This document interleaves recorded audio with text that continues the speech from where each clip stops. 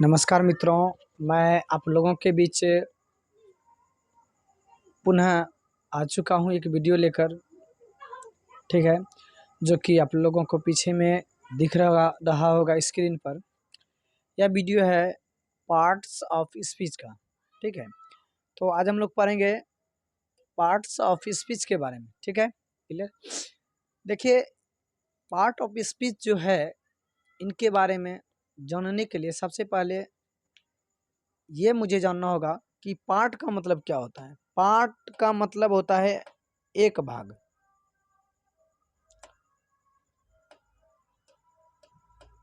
ये जो पार्ट है PART, पार्ट का मतलब होता है भाग। पार्ट का मतलब क्या होता है? भाग। और इसी पार्ट में यदि हम लोग किसी पार्ट में ऐसे लगा देते हैं तो इनमें एक भाग नहीं बल्कि एक से अधिक भागों की चर्चा की जाती है। और ऑफ का मतलब होता है का, स्पीच का मतलब आप लोग जानते हैं। ठीक है, तो हम लोग कहेंगे कि अंग्रेजी भाषा में जितने भी शब्द हैं, उन्हें वाक्यों के कार्यों के अनुसार एवं उनके प्रयोगों के आधार पर एवं उनके विचारों के आधार पर 8 भागों में बांटा गया है। और प्रत्येक भाग को पार्ट ऑफ स्पीच कहा जाता है। प्रत्येक भाग को क्या कहा जाता है? Part of speech.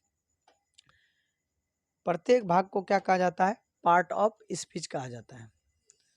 ठीक है, अभी हम लोग समझ रहे थे पार्ट पार्ट ऑफ स्पीच के बारे में। यहाँ पार्ट से लिखा है, हम लोग पार्ट ऑफ स्पीच के बारे में समझ रहे थे कि अंग्रेजी भाषा में जितने भी शब्द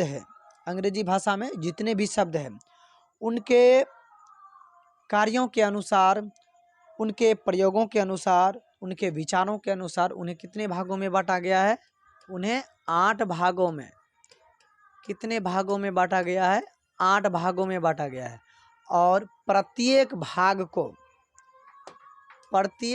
को पार्ट ऑफ स्पीच कहा जाता है। समझे ना? तो हम लोग कहेंगे प्रत्येक भाग को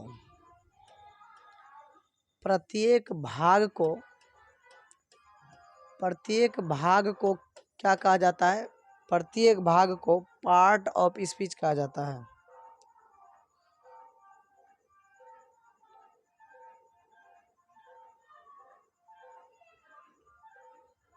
चलिए, प्रत्येक भाग को क्या कहा जाता है? पार्ट ऑफ स्पीच कहा जाता है। पार्ट ऑफ स्पीच कहा जाता है। तो चलिए हम लोग डिफिनेशन की ओर बढ़ते हैं। पार्ट ऑफ स्पीच का डिफिनेशन क्या है वो समझिए। देखिए, पार्ट ऑफ स्पीच का जो डिफिनेशन है देखिए यहाँ डिफिनेशन है आपका पार्ट ऑफ स्पीच का। क्या है डिफिनेशन में है कि all the English words are divided into 8 groups. कितने भागों में? 8 भागों में। 8 ग्रुप्स का मतलब हुआ 8 भागों में।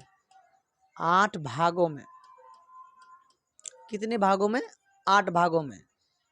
ठीक है, किसको बांटा गया है? अंग्रेजी भाषा में जितने भी शब्द है उनको कितने भागों में बांटा गया है? 8 भागों में। किस तरह से बांटा गया है?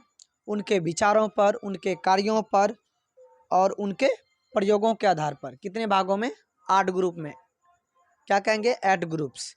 अकॉर्डिंग टू द वर्ड, यानी कि अंग्रेजी भाषा के शब्द के आधार पर।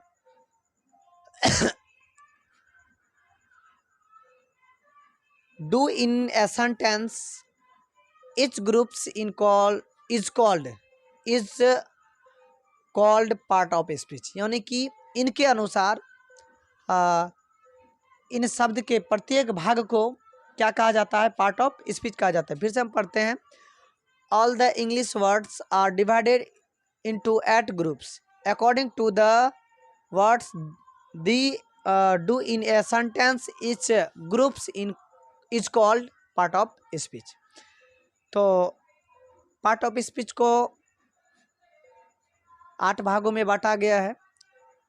पहला देखिए आपका क्या नाउन है, दूसरा प्रोनाउन है। नाउन को हम लोग संज्ञा कहेंगे, प्रोनाउन को सर्वनाम कहेंगे, एडजेक्टिव को विशेषण कहेंगे, वर्ब को हम लोग क्रिया कहेंगे, एडवर्ब को क्रिया विशेषण कहेंगे, प्रीपोजिशन को संबंध बोधक अव्यय कहेंगे, और कंजक्शन को समुच्चय बोधक अव्यय कहेंगे, और इंटरजेक्शन को विस्मयादि बोधक अव्यय कहेंगे। क्लियर? तो अभी हम लोग समझ रहे थे कि पार्ट्स ऑफ स्पीच कितने होते हैं? 8। कितने होते हैं? 8। यह किन के आधार पर बांटा गया है? अंग्रेजी के जो शब्द होते हैं, अंग्रेजी भाषा के जो शब्द होते हैं, उन्हें वाक्यों एवं उनके कार्यों एवं उनके विचारों के आधार पर इन्हें कितने भागों में बांटा गया है? 8 भागों में। प्रत्येक भाग को क्या कहते हैं? प्रत्येक भाग को पार्ट ऑफ स्पीच कहा जाता है। प्रत्येक भाग को क्या कहा जाता है? पार्ट ऑफ स्पीच कहा जाता है। ठीक है, क्लियर? चलिए हम लोग कुछ उदाहरण के साथ हम लोग समझते हैं।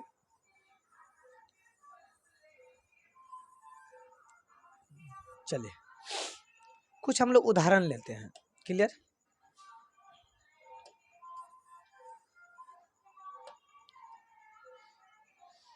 कुछ उदाहरण हम लोग लेते हैं, जैसे कि हम लिखते हैं आई लव माई कंट्री। क्या लिखेंगे? I love my country.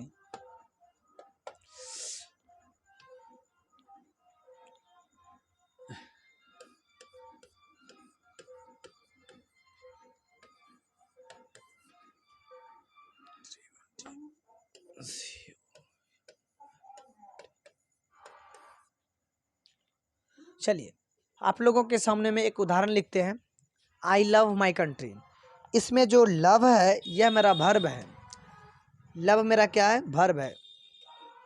Verb का मतलब होता है क्रिया। तो हम लोग अपने देश से क्या करते हैं? प्यार करते हैं। लव का मतलब क्या होता है? प्यार। तो हम लोग अपने देश से क्या करते हैं? ठीक है, तो कहने का मतलब होता यह है कि हम लोग देश के प्रति कैसी भावना रखते हैं? प्यार की भावना रखते हैं। इसीलिए यहाँ जो आपका लव है, लव क्या है आपका? ये वर्ब है। क्लियर? चलिए दूसरा उदाहरण एक और लेते हैं।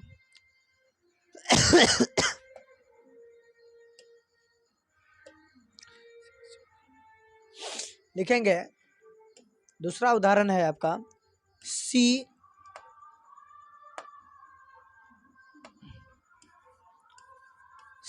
Is my love. She is my love. She is my love, ये आपका क्या दूसरा उदाहरण है? She is my love. इसमें जो लव है यह मेरा क्या है? नाउन है। इसमें जो ये लव है, लव मेरा क्या है? नाउन है। लव मेरा क्या है? नाउन है। चलिए इसी तरह से हम लोग तीसरा उदाहरण लेते हैं। इसी तरह से हम लोग तीसरा उदाहरण लेते हैं।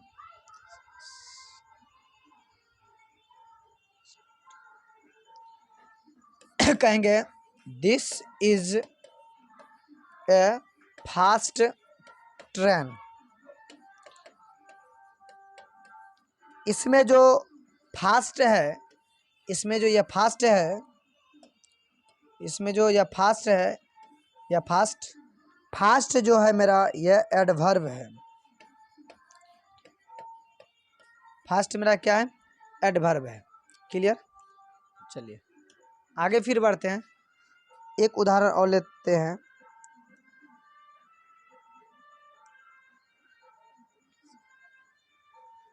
लिखेंगे प्लीज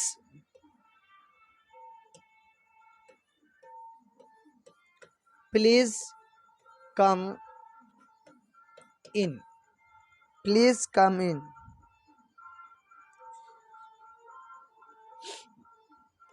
प्लीज कम इन।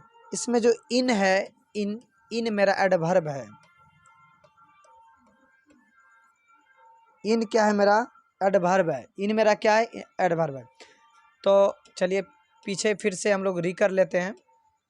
चलिए एक उदाहरण लिए थे जिसमें ये उदाहरण इसमें मिल गया है। चलिए सी इज माई लव। यहाँ लव जो है मेरा क्या है? नाउन है। इसके बाद अगला उदाहरण लिए थे this is a fast train. यहाँ जो फास्ट है, फास्ट मेरा क्या है? एडवर्ब है। ठीक, क्लियर? और लास्ट उदाहरण था प्लीज कम इन। इन जो है मेरा यह क्या है, एडवर्ब है। चलिए इन मेरा क्या है, एडवर्ब है। चलिए अब हम लोग आगे बढ़ते हैं, ठीक, क्लियर। अब हम लोग पहला पढ़ेंगे। पहला जो है आपका है यह क्या है, नाउन है। क्या है, यह आपका पहला क्या है, नाउन है। तो नाउन के बारे में चर्चा करते हैं। तो ये जो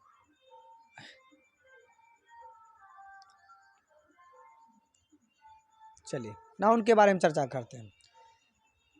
नाउन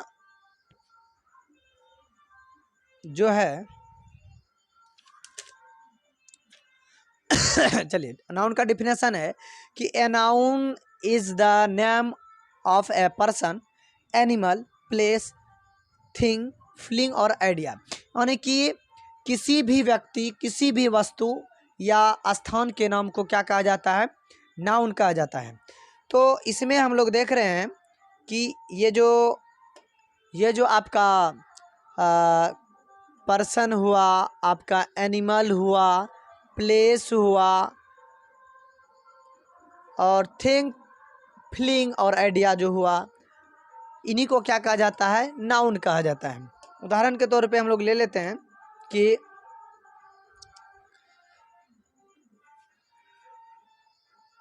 जैसे कि एक पर्सन का, कोई पर्सन का नाम लेते हैं, जैसे कि राजू। किसी पर्सन का नाम लेते हैं राजू। राजू राजू जो है वह क्या है, एक पर्सन है। एनिमल में जैसे गाय ले लीजिए, भैंस ले लीजिए, गाय ले लीजिए, भैंस ले लीजिए, बकरी ले लीजिए, कुत्ता ले लीजिए, ये सब किस में आ जाता है, आपका एनिमल में आ जाता है। प्लेस में, जगह जगह प्लेस में लीजिए। प्लेस में जैसे कि पटना हो गया, पटना हो गया, दिल्ली हो गया, भागलपुर हो गया,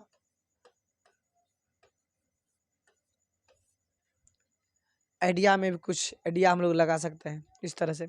चलिए तो अब हम लोग समझते हैं कि काइंड्स ऑफ नाउन, मतलब नाउन के कितने भेद होते हैं। तो नाउन के 5 भेद होते हैं। काइंड्स ऑफ नाउन, नाउन के कितने भेद होते हैं, 5 भेद होते हैं। पहला प्रॉपर नाउन, जिसे हम लोग कहेंगे व्यक्तिवाचक संज्ञा। कॉमन नाउन, जातिवाचक संज्ञा। कलेक्टिव नाउन, समूहवाचक संज्ञा। और मटेरियल नाउन, द्रव्यवाचक संज्ञा। और अब्स्ट्रैक्ट नाउन, जिसे हम लोग कहेंगे भाववाचक संज्ञा। तो इस वीडियो लेक्चर में बस इतना ही।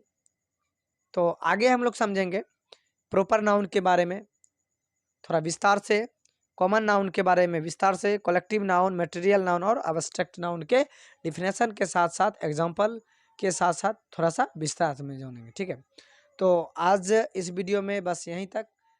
Thank you so much.